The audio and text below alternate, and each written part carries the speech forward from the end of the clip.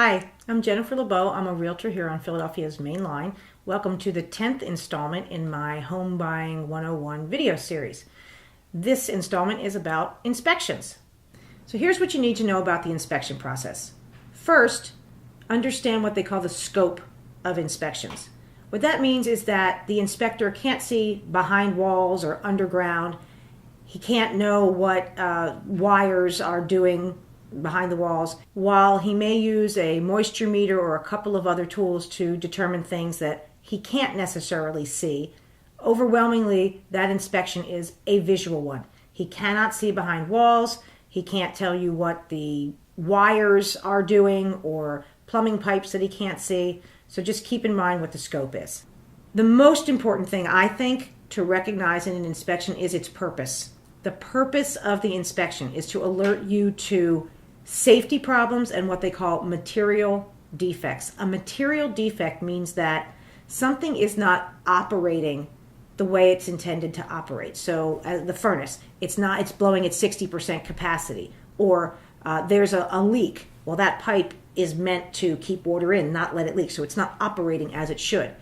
It's not about cosmetic things like a chip in the kitchen formica. That counter is still bearing weight and working like a counter. A stain on a carpet. Those kind of cosmetics things are not things that a building inspector is supposed to note or pay attention to. You can note them, but don't expect to see that on the inspection report. The other thing is it's an inspector's job to find fault. That's why sellers hate inspections, because they say, that guy's just going to try to find problems with my house. And they're right. He is. That's his job. But understand that when you read the report. So let's talk about that. You get this long, sometimes it's 35 pages long, report detailing exterior things, siding, windows, roofing, the foundation of the house. Then they talk about electrical, plumbing, heating, water service, all kinds of stuff, and all these sections and their summaries. They've looked at everything. These are long, bulky reports. Sometimes they're scary, and it seems like, oh, there's all these problems with the house. But again, realize that that's the inspector's job, and read some of these things carefully. What I like to do is recommend to my buyers that they put themselves in the shoes of the sellers. And many of them, if they are selling properties in order to be able to purchase, are a seller as well. But I always recommend that they put themselves in the shoes of their sellers and make the assumption that they own this property, that this report is mentioning all these things about. What would they find it reasonable to be expected to fix? If there are things like window crank is a little difficult to move, have inspected. Maybe you just crank it a few times and it works, or a little WD-40. Things that seem reasonable are what I always tell my buyers to at least begin their list with. Keep in mind, at least around here, you're not buying a new house. You're buying a used house. It's like buying a used car. If your expectation is for the seller to render that house or that car into brand new condition, I think you're being unrealistic and unreasonable. The way I like to look at it is I'll say to my buyer, okay, if this were your house, and if a buyer owns a house and is selling in order to move, it is the case. If this were your house and you received this report about everything here, what would you think would be reasonable for the person buying your house to ask to have repaired? Because there are certain things that you might say, well, yeah, but we've lived with this. It's no big deal. We're aware of it. It never bothered us. We don't think it's a big deal. Then maybe you say to the buyer, we're not going to do that. Something else, something that's not safe, something that a buyer will have assumed should work properly, like the heating system, the plumbing system, that there are no short circuits or something. Those things, maybe you say, yeah, if I were moving into a house, I would expect that that would work properly, so I would want them to fix it. So the first thing is, what are you going to ask for?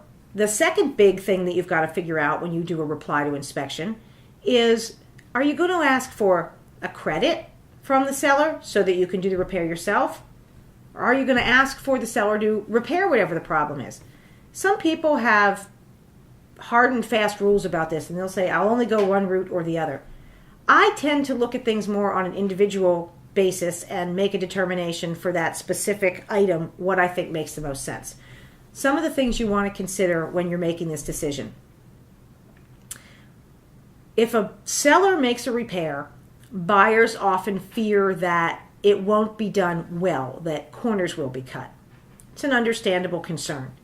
But there are some things that you can do as a buyer if you want the seller to make the repair to combat that a little bit. First thing is, you can ask if you can specify the contractor. You might say yes, they might say no, but you can always ask. You should make sure that no matter who does the work, you receive an invoice, the warranty for the work, and that way if something goes wrong later, you have someone to go back to. The other thing is, if a seller does the work, it's theoretically done by the time you move in. If you ask for a credit, you have the money to do it your way.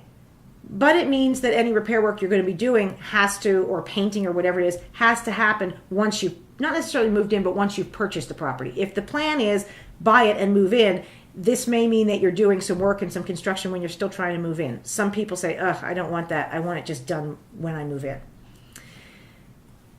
Another issue is the amount of money in a credit.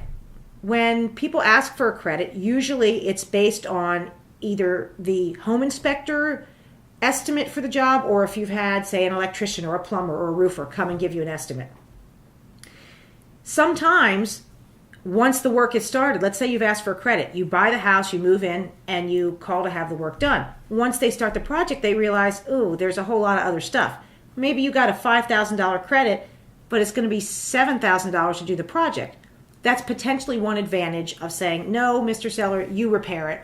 I don't want to get into trying to guess how much it's going to cost. So from that perspective, some people say, I'd prefer that the seller repair it. The other side of that coin is, if you get the credit and you move into the house and for whatever reason, that cash credit, that $5,000, you realize, I really would rather save this and wait on this project, or something comes up that you didn't expect and you have to pay to get the car fixed or something. You have extra cash. Whereas if the seller has repaired the item, it's repaired, but you don't have the money. So every situation is different. People have different opinions about this. I would definitely recommend discussing with your agent whether you should do repairs, you should do credits, some of each. The last one I'd like to say is, beyond just asking for a seller to repair something or giving you a credit, there are a couple of things you can think about, like a warranty. You can ask for a home warranty, or if you are concerned about the age of pipes leading from the water service or the sewer under the house or under the yard that goes to the house. In our area, we have old homes. We have tree roots that infiltrate those old clay pipes, and it's a very common problem here to have those pipes go and need to be replaced. It's very expensive. Our water company offers the option for insurance against those things. So if that were something that came up in the inspection, you could maybe ask for an aqua, that's our water source, an aqua warranty. So try to be creative. Try to be reasonable in what you ask for. Do consider the whole dollars in credit versus repair idea. And remember, the inspection is about finding material defects and safety issues, but that again, they're looking for problems. So you're going to see this huge report. It doesn't mean the house is a money pit. All the reports are long. That's just the way they work. So I hope that gives you some idea about understanding the inspection, what it's supposed to do, what it's not supposed to do, and then about some strategies to use when you are negotiating a reply to inspection and determining what you're going to ask the seller to do as a result of these inspections. I hope you'll watch the other videos in my Home Buying 101 video series, and please visit me on my website at jenniferlebow.com. Thank you.